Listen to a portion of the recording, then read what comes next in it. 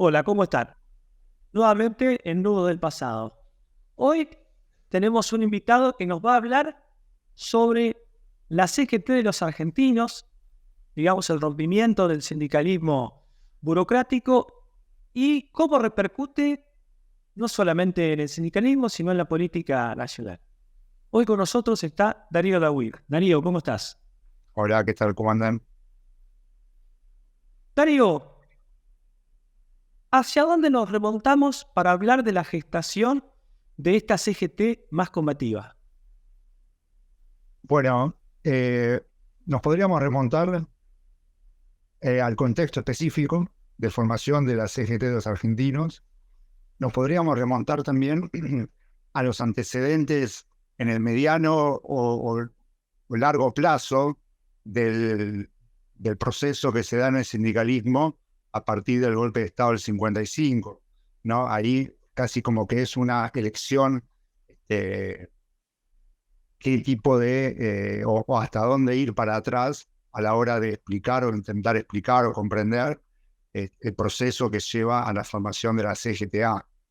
En lo inmediato uno podría pensar,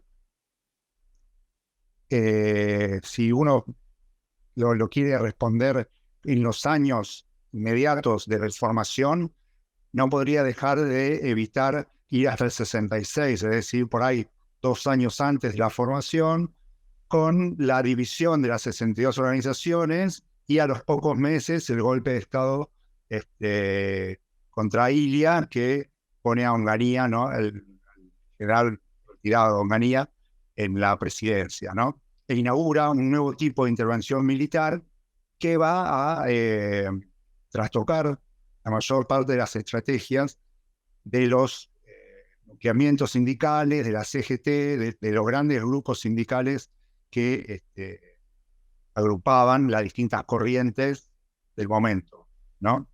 Digo, el golpe del 66 encuentra a un sindicalismo peronista, mayoritariamente, dividido. O sea, las 62 organizaciones de PIDE junto a Perón y las 62 organizaciones bandoristas, ¿no? Y ahí ya, bueno, ya cómo se van posicionando en torno del golpe, ya va a generar nuevas corrientes sindicales en gestación, o sea, nuevas respuestas a ese golpe, va a ir generando tensiones al interior de esos grupos existentes al momento del golpe y nuevas redefiniciones, ¿no? Esas definiciones, bueno, van a van a ir cambiando durante los años siguientes, durante el resto del año 66, durante el año 67, los intentos de enfrentar las políticas del gobierno militar cuando se van definiendo de una forma no popular, a diferencia de lo que pensaron en un primer momento quienes apoyaron al golpe. Y después, evidentemente, los gremios más afectados por las políticas del gobierno de Onganía, ferroviarios, azucareros, portuarios, también van a ir generando diversas oposiciones, van a ir surgiendo a primer plano algunos liderazgos nuevos. Pienso, por ejemplo, en alguien que va a tener importancia después en la CGTA, como va a ser Lorenzo Pepe, ¿no? Y su impronta en la huelga ferroviaria de esos años previos a la CGTA.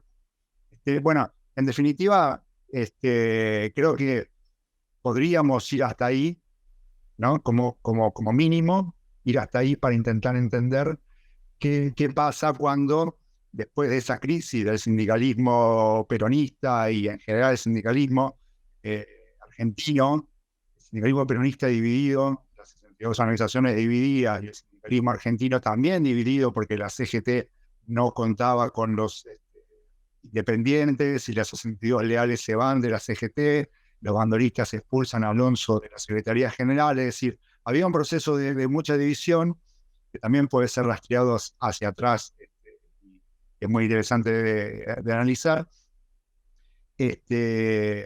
Podríamos ir ahí. También podríamos ir al 55 y las respuestas al golpe del 55, que también va a ir generando ciertas tendencias, sobre todo después del fallido, porque cuando hablamos de 62 organizaciones divididas en el 66, tenemos que explicar qué son las 62 organizaciones, entonces hay que ir al Congreso del 57. Bueno, o sea, podríamos ir para atrás, también ir a buscar hechos de gran influencia en la CGTA, como fueron los programas de La Falda y Huerta Grande, que son del 57 y del 62.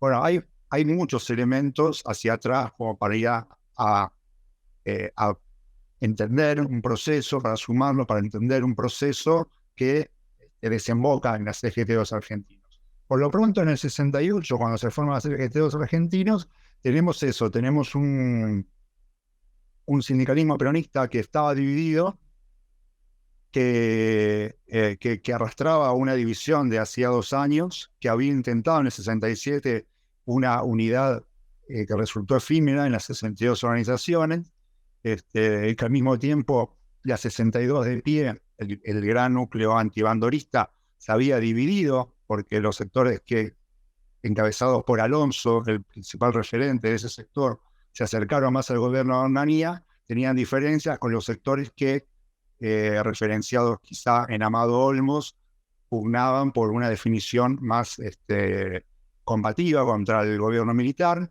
Entonces, en fin, teníamos esas tendencias. Tenemos también, digo, esas experiencias de los gremios que se opusieron a lo que Onganía encaró como una racionalización administrativa, ferroviarios, azucareros, portuarios, entre otros, estatales, que van a estar los tres, ¿no? En la CGT de los argentinos, fundamentalmente azucareros y ferroviarios, y portuarios y estatales van a estar un poquito, pero se van a ir prontamente. Pero bueno, como que los antecedentes son esos, ¿no? Una gran división en torno de cómo relacionarse con el gobierno militar. Ya está en germen lo que va a ser el participacionismo, que se va a comenzar a definir durante el 68. Pero bueno, ahí Alonso va a ser una de las figuras principales. El bandorismo entra en crisis, ¿no? Desde el golpe, porque se le abre este sector participacionista y porque perdura este otro sector que pugnaba por una confrontación directa con el gobierno. Y este sector va a ser mayormente el que va a estar al frente de la formación de la CGTA. Mencionaste La Falda y Huerta Grande. ¿Huerta Grande es el que haya tenido más influencia o los dos fueron más o menos parecidos?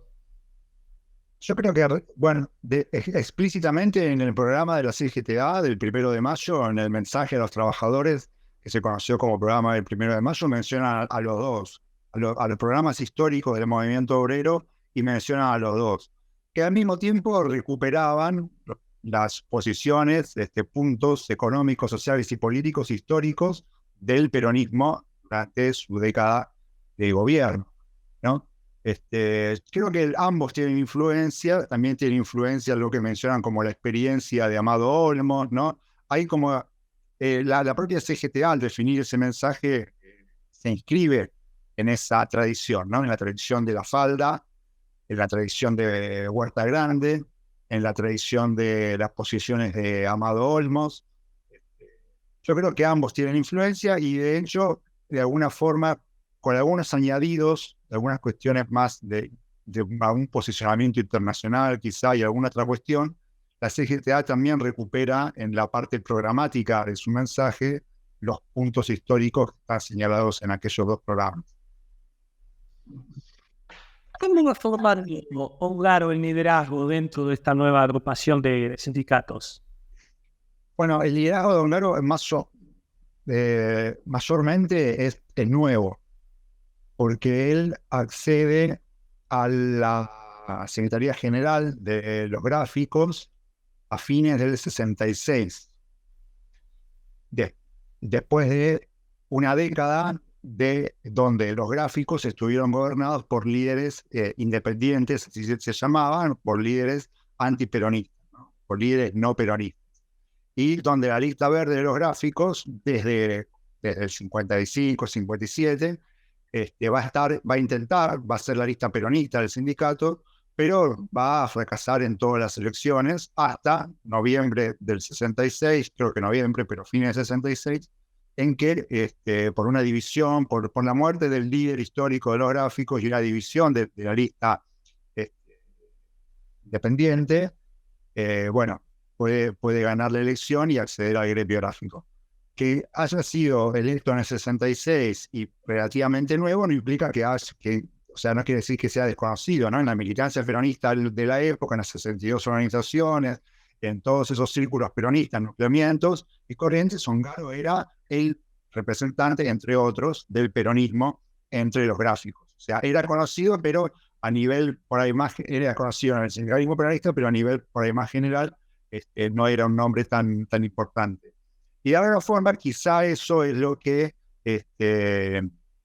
jugó para que fuera electo en esta nueva CGT, ¿verdad?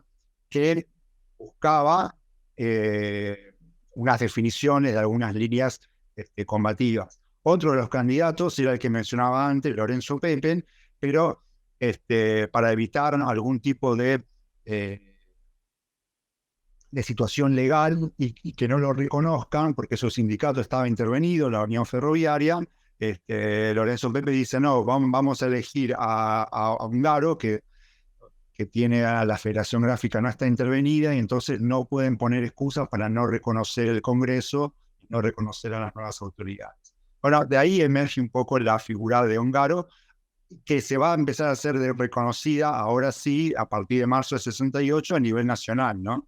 Por características propias de la CGT, del programa de esa nueva CGT, y hay que mencionar también características personales, ¿no? Del propio liderazgo de Ongaro, ¿no? Que va también a confluir en él y en la CGTA, pero incluso en él, y esto es muy interesante verlo, posiciones de los que va a ser el movimiento sacerdote del tercer mundo y otros sectores, ¿no? Que va a estar presente en su discurso y en el discurso de la CGTA también en parte.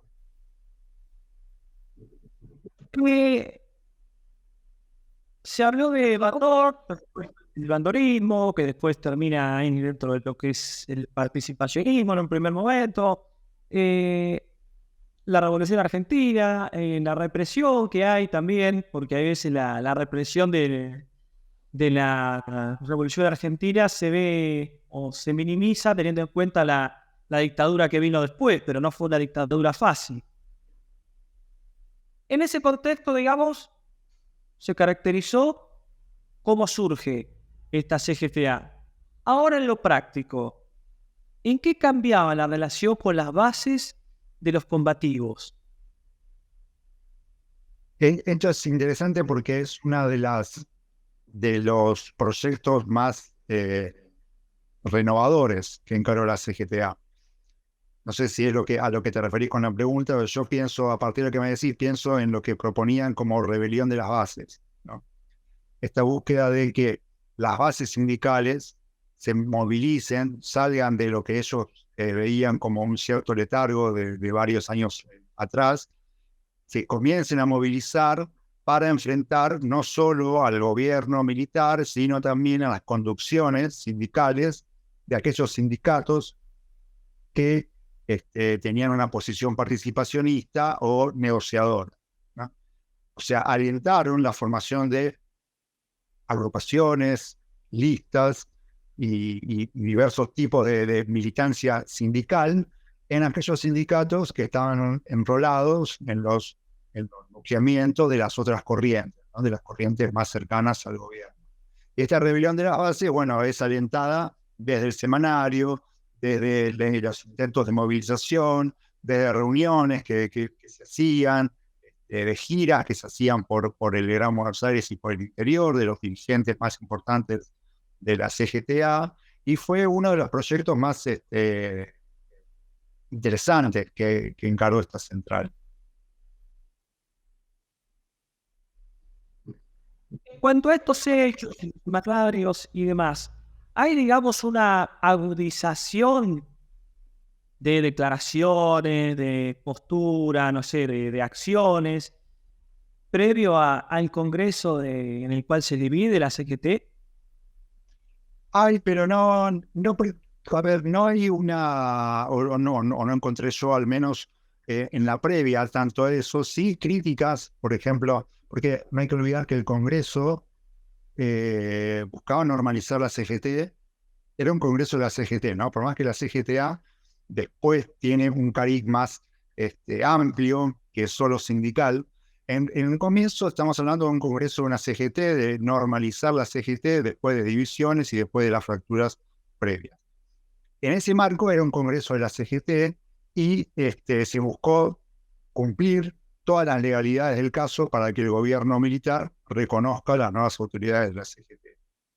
En ese marco sí hubo críticas a, por ejemplo, a reuniones que tenían o que tuvieron otros dirigentes sindicales, participacionistas, muchos de ellos, con funcionarios del gobierno militar para ir preparando el Congreso para que consagrara una conducción afín al gobierno militar. Ese tipo de reuniones, ese tipo de hechos que precedieron al Congreso sí fueron evidentemente criticados por algunos otros sectores que buscaban que el gobierno se mantuviera al margen de la normalización.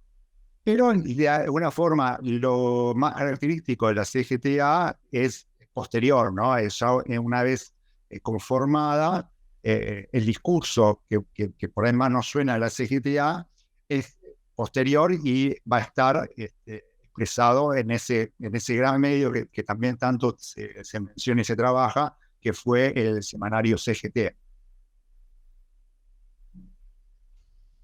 Eh, ¿Cuál fue el rol de Perón? Sí, en esta etapa, no solamente en el 68, sino en esta etapa durante el gobierno de Onganía, viendo cómo se va, digamos, fisurando toda la estructura de la CGT. Sí, Perón tiene un rol muy, muy importante en lo que es la previa, en todo el tiempo, ¿no? Evidentemente. Pero hay momentos en los cuales se fractura, por ejemplo, las 62 organizaciones en 1966, a comienzos de 1966, que es lo que comentaba antes, donde ahí el rol de Perón es clave porque la fractura se produce en torno de el acatamiento o no, por decirlo rápido, a la conducción de Perón, a la verticalidad hacia Perón, ¿no? Esquemáticamente, las 62 leales acataban la conducción de Perón a las figuras que Perón disponía para la conducción local del peronismo, mientras que los sectores cercanos a Bandor, el bandorismo, rechazaban no el liderazgo de Perón, al menos en sus discursos esto es evidente, sino el liderazgo local de aquellas personas que no tenían o antecedentes o espaldas para estar al frente del peronismo local. Vale decir, ahí el posicionamiento respecto al rol de Perón es clave para la división de la 62. Después de conocido esto, las elecciones de Mendoza, donde Baldorín pierde frente al candidato de Perón, y todos esos acontecimientos que son conocidos, y ya producido el golpe de Estado de junio del 66, Perón lo que va a buscar es que se comience a dar la unidad, ¿no? Desde el 67 se va a gestionar la unidad de las 62 organizaciones, que no va a ser posible, o va a ser posible pero efímera. Y entonces lo que se va a producir va a ser una entrada en el año 68, la época del Congreso, con lo del sindicalismo peronista dividido, ¿no? Por eso es que se produce esa decisión en el Congreso de la CGT. Y ahí el rol de Perón vuelve a aparecer en manifestaciones de apoyo a las posturas de Ongaro, ¿no? Hay una carta muy famosa de Perón apoyando a Ongaro en los primeros movimientos de la nueva central sindical, pero que también al mismo tiempo, porque esto pasa todo como muy rápido, ¿no? En cuestión de meses, al mismo tiempo, cuando Perón ve lo que después llama un salirse de control por ahí de la CGT a la conducción sindical, de la CGTA a la conducción sindical que tenía al frente, va a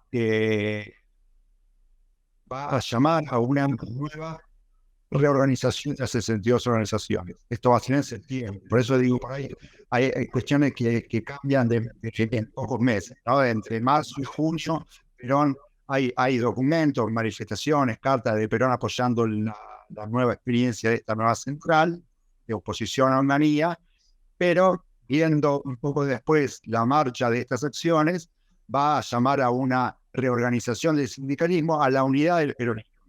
Fíjense ustedes que después de la formación, a poco de la formación de la CGTA, Perón vuelve a pedir la unidad del peronismo, es decir, la unidad de los sectores que estaban ya con, si lo tenemos que personalizar, estaban con Ongaro, los sectores que estaban con Mandón y los sectores que estaban con José Alonso. Y esa reorganización tiene incluso, Perón la encara poniendo a Bandor al frente de la misma, o a una de las personalidades al frente de la misma. Con lo cual esto va a generar resistencias en torno a la CGTA y a algunas otras cuestiones, pero ya para septiembre del 68 lo que se empieza a dar es eso, ¿no? Una nueva orden de Perón de reunificación del sindicalismo peronista. Ahí esa es la etapa donde aparece Alberti. ¿Cómo? Esa es la etapa donde aparece Alberti. Alberti, perdón. Alberti es anterior. Alberti es en el año 67, cuando con el primer intento de reorganización de las 62 organizaciones. Ya para el momento septiembre de 68, es un momento donde se produce una famosa entrevista de Perón con Bandor en España, donde de alguna forma se concilian después de los conflictos del 65-66, y le pide que empiecen a gestionar la unidad del peronismo. Bien. La muerte de Bandor, ¿cómo repercute dentro de la CGTA? La muerte de Bandor se produce un mes después del Cordobazo. Es un asesinato que se produce en la sede sindical de la UOM y repercute de forma directa, porque algunos actores de la época dijeron como que sospecharon de la muerte porque le sirvió al gobierno militar para declarar estado de sitio y proceder a una serie de detenciones de la cúpula de la CGTA que no había quedado detenida después del Cordobazo. Entonces, a partir del asesinato de Bandor se produce una reacción feroz sobre la CGTA y hizo a durar casi todo el segundo semestre del año 69, y entonces es uno de los hechos que más afectan a la central, a la CGT de los argentinos. Porque si pensamos que Después el Cordobazo de alguna forma, en un momento en el cual la CGTA estaba o venía de capa caída, por decirlo así, coloquialmente, el Cordobazo de alguna forma confirmaba en los hechos toda la prédica, todo el discurso confrontacionista que venía desplegando la CGTA desde hacía un poco más de un año. Y toda esa efervescencia del Cordobazo, que la CGTA la busca capitalizar durante junio del 69, es frenada de golpe por el asesinato de Bandor, que, como digo, fue la excusa para la represión sobre lo que quedaba sin reprimir de la CGTA después del Cordobazo. Entonces, de alguna forma, afectó directamente a la conducción de la CGTA.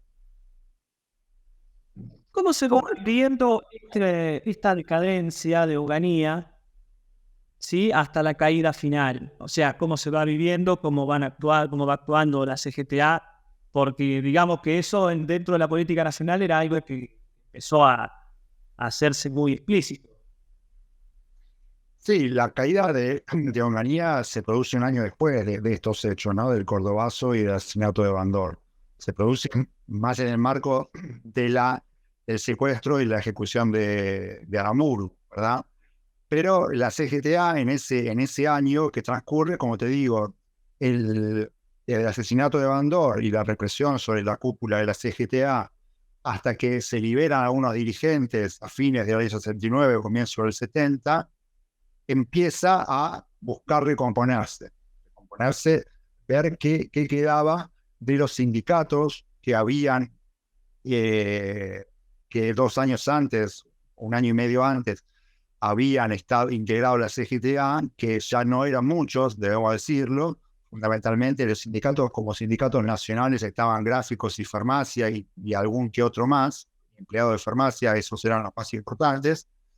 Pero cómo se empieza a recomponer desde un nuevo lugar a partir de las experiencias que habían acumulado en esos años, ¿no? Y esa búsqueda de recomposición va a estar marcada por los contactos con agrupaciones juveniles, con agrupaciones sindicales, por más que no, o sea, no conducciones sindicales, sino agrupaciones sindicales de otros gremios, con movimientos estudiantiles, bueno, con las bases que intentaban movilizar, bueno, van a buscar a partir del año 70 una nueva construcción, por así decirlo. Respecto al Congreso del Maquinador de 1970, ¿cuál es la postura de la CGTA y cómo surge el famoso Congreso de las Bases? La CGTA critica, obviamente, el Congreso normalizador que lo elige a Rucci al frente de la CGT, que se produce a mediados de 1970, y critica a ese Congreso, que en definitiva termina unificando a la mayor parte del sindicalismo, ¿no? Excepto lo que quedaba de la CGTA, como digo, Gráfico, Farmacia como sindicatos, y algún otro. El grueso del sindicalismo se reunifica en esa CGT que elige a Rucci. Y la CGTA lo que hace es lo que decía antes, ¿no? Es una nueva búsqueda de construcción sindical, social, política, en lo que ellos llaman el Congreso de las Bases, en donde eligen representantes no solo de sindicatos nacionales, porque ya no era una central sindical, ¿no? Si bien evidentemente mantenían el nombre, pero ya la organización era otra cosa.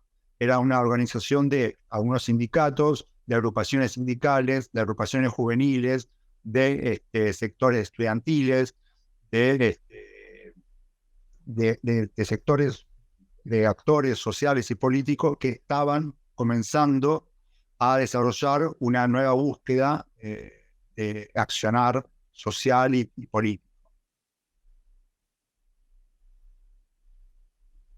Y en este último periodo, digamos en 1970, 1971, Perón, porque Perón, digamos, sigue alentando a este grupo más combativo, ¿no? A ver, Perón sigue alentando, pero por otro lado promovió el Congreso Normalizador. ¿No es cierto? Bueno, eso está al tono, pero ya es otro tema. Es el tema, es la forma de conducción de Perón, ¿verdad? Perón alentó desde el 55, alentó diversas opciones, tanto de confrontación con los distintos gobiernos de la época, como sectores que encaraban una negociación con esos factores, con los actores importantes, ¿no? De cada momento, con los gobiernos, con los sectores económicos. Perón alentaba, la estrategia de Perón lo que funcionaba era alentar a ambos sectores al mismo tiempo, no ceñirse a uno solo, salvo momentos muy delicados y muy específicos. Perón en ningún momento decía yo apoyo a este, ¿no? Entonces, Perón al mismo tiempo que saludaba la unificación de la 62 y de la CGT y la elección de Rucci, al mismo tiempo también saludaba la formación o la perduración de estas experiencias combativas de movilización que encaraba la CGT y que ya para ese momento incluso van a sumarse nuevas y otras organizaciones, ¿no? Conocidas, ¿no? Juveniles, que van a estar también en pos de la activación popular y la movilización popular.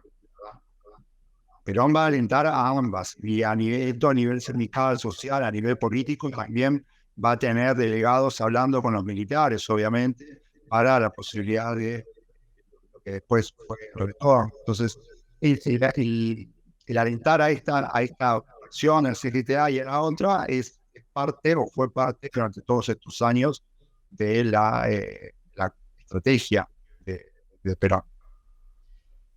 Bueno, yo lo que les recomiendo a todos es este libro, Sindicatos y Política en la Argentina del Cordobazo, de Darío Dagüí, ¿sí?